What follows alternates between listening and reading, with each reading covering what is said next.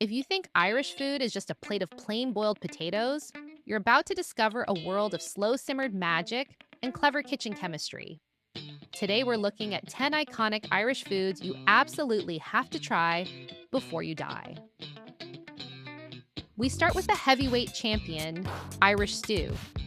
Traditionally, this was a simple one-pot meal that relied on coddling, or slow simmering mutton, onions, and potatoes over an open fire until the meat was incredibly tender. Modern cooks usually swap the mutton for lamb or beef and might stir in some pearl barley or a spoonful of roux to ensure the broth isn't too watery. Next up is the legendary Irish soda bread.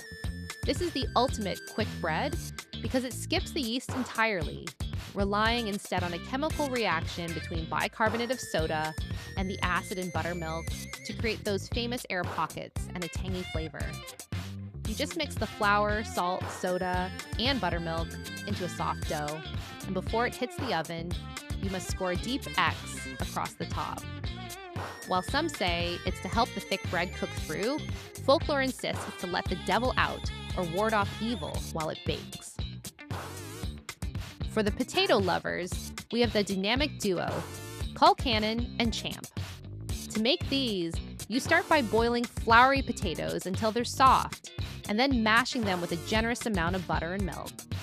For Colcannon, you fold and finely chopped kale or cabbage. For Champ, you load it up with chopped spring onions, also known as scallions. If you prefer your spuds with a crunch, you need to try Boxty. This unique potato pancake is made by mixing grated raw potatoes with creamy mashed potatoes, flour, and salt to create a thick batter. You can fry them on a griddle in hot butter until they're crispy like a hash brown, or even boil the dough as dumplings before slicing and frying them for extra texture. Then, we have the full Irish breakfast, or the Ulster fry if you're up north. This is a massive culinary construction project where sausages, bacon rashers, and eggs are fried alongside grilled tomatoes, mushrooms, and beans.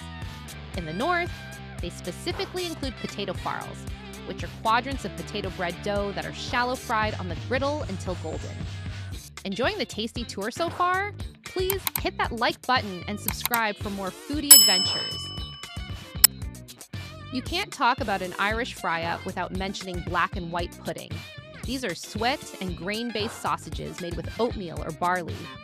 The preparation for black pudding involves adding pork or beef blood to give it a deep, smoky flavor and dark color, while white pudding keeps things simpler with just pork meat, fat, and grains. If you're in the capital, you'll likely run into Dublin Coddle, also known as the city man's stew. This was traditionally a leftovers dish where sausages and bacon rashers were layered in a pot with sliced onions and potatoes. You then pour in a bit of stock or water and let it slow simmer, or coddle, for hours or even overnight until the flavors meld into a salty, comforting broth. For a true taste of home, there's bacon and cabbage.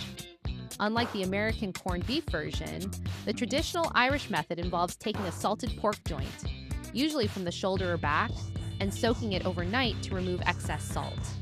It's then boiled for a couple of hours with the cabbage added to the same pot in the final 10 minutes so it soaks up all that savory flavor. It's almost always finished with a silky, bright green parsley sauce. Seafood chowder is a coastal staple.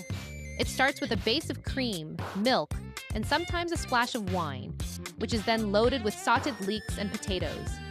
The real magic happens when you add whatever was caught fresh that day, usually a mix of salmon, smoked haddock, mussels, and prawns, making it thick enough to be a full meal on its own. Finally, for dessert, we have Barmbrack. This sweet fruit loaf requires a bit of planning because the raisins and sultanas are often steeped in hot black tea or whiskey overnight to make them plump and juicy. The fruit is then mixed into a spiced dough and baked with hidden charms like rings or coins, which are used for fortune telling during Halloween celebrations. That's it for this video. Thanks for watching, and don't forget to subscribe and hit the bell so you never miss a delicious update.